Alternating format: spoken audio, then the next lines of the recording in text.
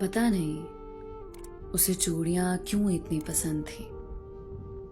उसके उम्र की बाकी लड़कियां गुड्डे गुड़ियों के साथ खेलती थी और वो चूड़ियों पे मरती थी।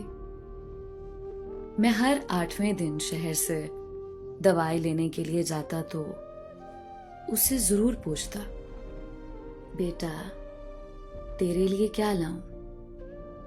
वो अपनी काली जिंदगी से खाली आंखें उठाकर कहती, अब्बू चूड़ियां जरूर लाना, नहीं तो दवाई भी नहीं खाऊंगी। हालांकि उसके पास कई किस्म की चूड़ियां जमा हो गई थी। मैं लाकर देता जो था, मैं सैल्यूट मारकर कहता, यस सर।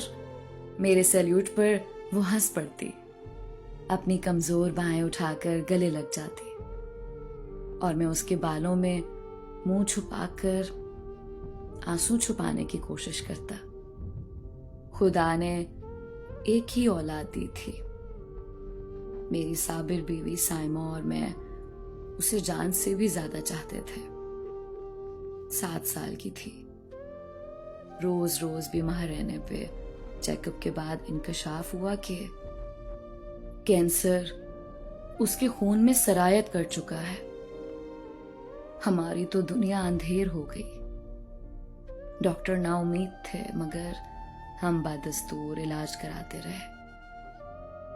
जमीन बेच दी, साइमा का जेवर बिक गया, घर गिरवी हुआ, कर्ज चढ़ गया, तंगदस्ती ने डेरे डाल दिए। वो दिन ब दिन मौत के मुंह में जा रही थी। आखिरी दिनों में मैंने उसे चूड़ियां लाकर दी। रंग बिरंगी चूड़ियां देख के वो बहुत खुश हुई।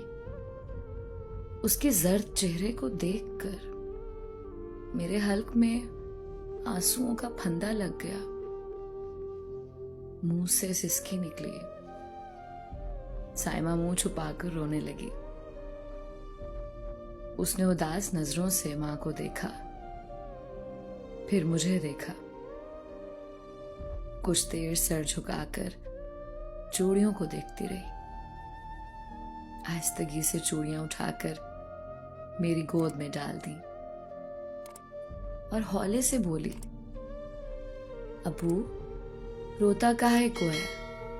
मैं चूड़ियां नहीं मांगती, दुकान वाले को वापस दे दे। वो मासूम छोटी उम्र में ही हमारी मुफलिसी और तंगदस्ती को महसूस करने लगी थी। वो समझी शायद अब्बू के पास पैसे नहीं और चूड़ियां खरीद के रो रहा है। मैंने लपक कर उसे गले लगाया और धाड़े मार के रोने लगा।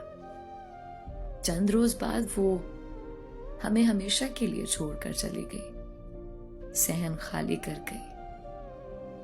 कई रोज बाद यूं ही बेइरादा और बेख्तियारी के आलम में आज मैंने फिर चूड़ियां खरीदी। छोटी छोटी रंग बिरंगी चूड़ियां। मेरे कदम खुद ब खुद ही कब्रिस्तान की तरफ उठने लगे।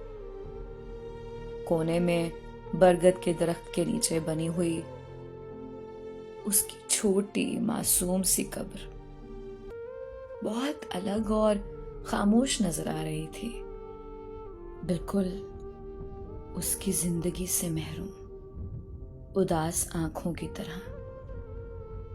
मैंने आहिस्तगी से चूड़ियां उसकी कब्र पे रख दी। आंखों से 2 आंसू निकलकर कब्र की मिट्टी में जज्ब हो गए। कुछ देर बेआवाज रोने खड़ा रहने के बाद वापस पलट के जाने लगा तो ऐसा लगा जैसे उसने हौले से कहा हो, अब्बू